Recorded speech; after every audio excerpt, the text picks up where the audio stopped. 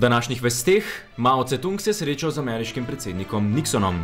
Napoleon napredoval poveljnika francoske armade. Vaščani Vač pri Litiji izdelali s titulo. Mladi avtor Ivan Cankar zopet navdušuje, tokrat z romanom Na klancu. Iz ljubljanskega studia 136, to so vesti na vesti.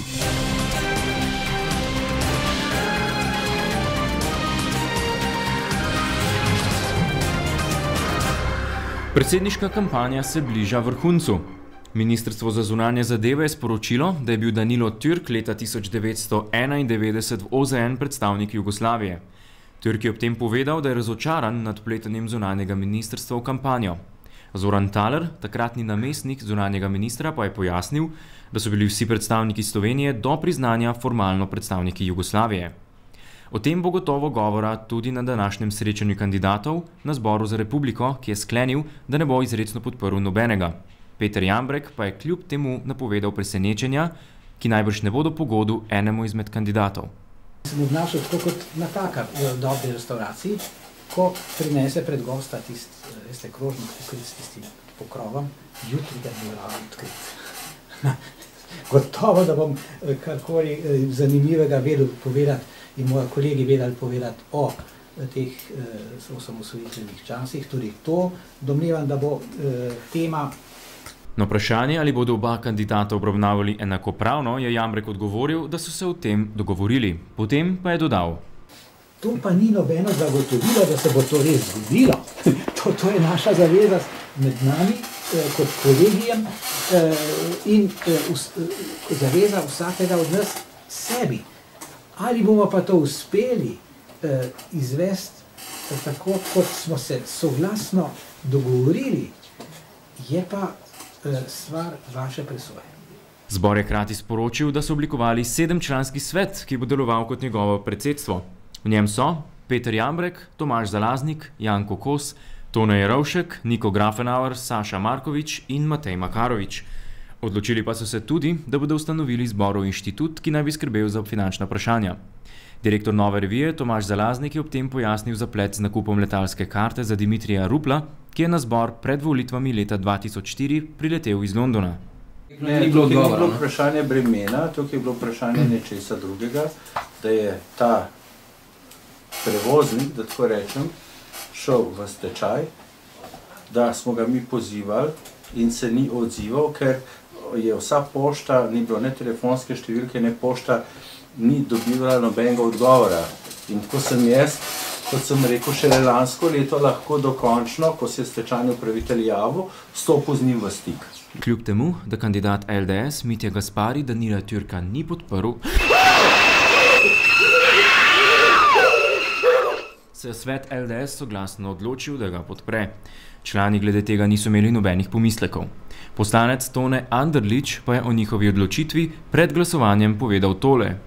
Jaz mislim, da je prav, kajti to ni alternativa temu, kar bi lahko pomenil predsedniški kandidat Peterle. In mislim pa, da LDS-ovi volivci tako ali tako znajo presoditi sami in da kakšnih posebnih navodil ne rabijo.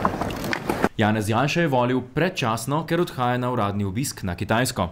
Potem, ko je dal svoj glas, je zbranim povedal nekaj novih misli na temo zarotništva v Sloveniji. Razmerja med volivkami in volivci niso takšna, kot jih kažejo ankete.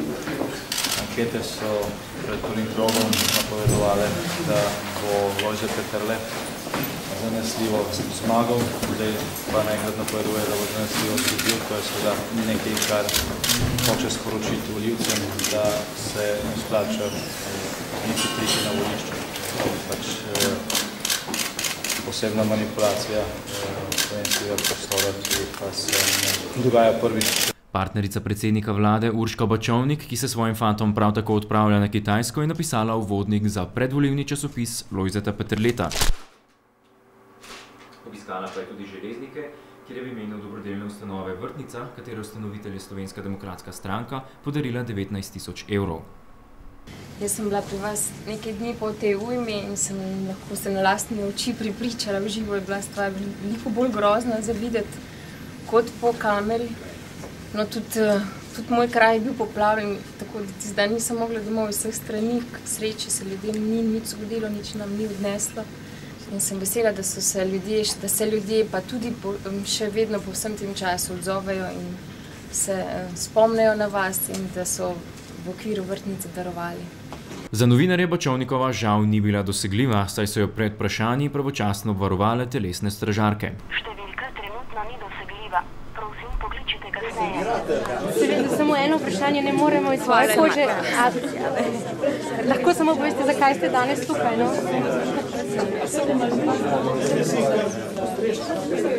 Smilova ali Smilova?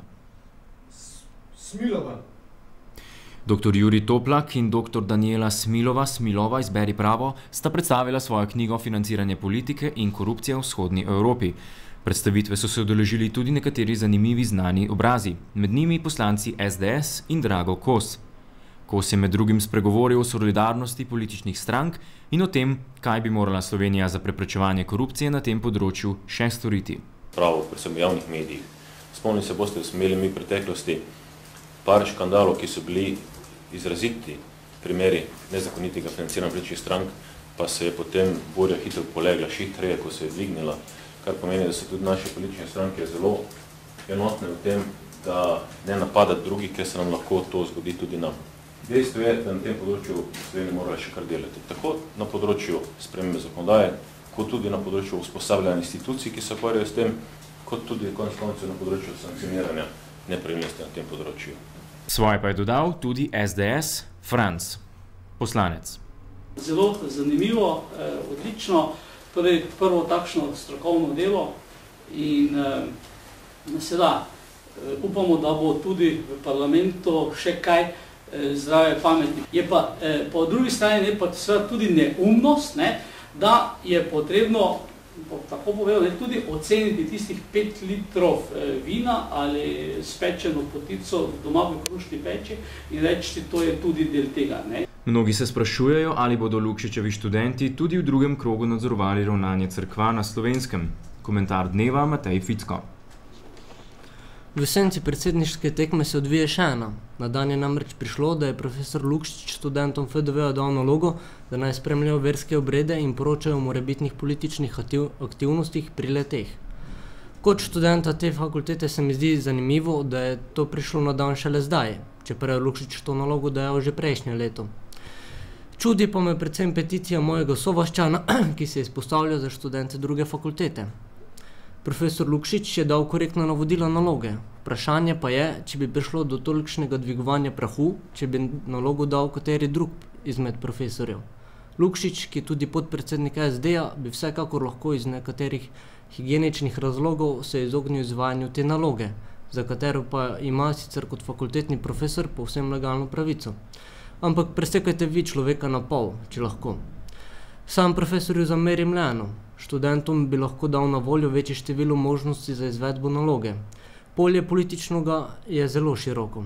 Študenti bi lahko recimo preučevali volilno kampanjo, retoriko predsedniških kandidatov, pisanje na spletnih straneh in med drugim tudi morebitno politično agitiranje pri verskih obredih.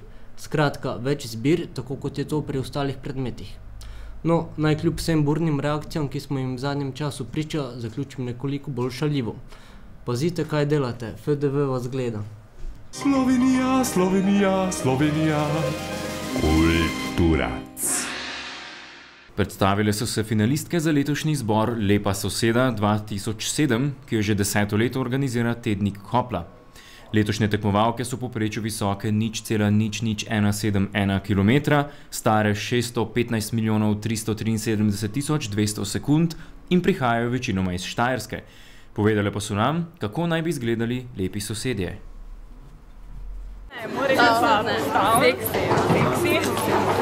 Po možnosti sem mlad. Tako kot naris gospodin. Vedno voljen pomagati. Tiho. Še vreme, tokrat iz klavnice številka 6. Na katerih predelih Slovenije za zaposlene bolj ugodno, kot za stranke. Iz ljubljanskega studia 136, to so bile vesti na vesti. Hvala, da ste me tudi danes spustili v vaša srca.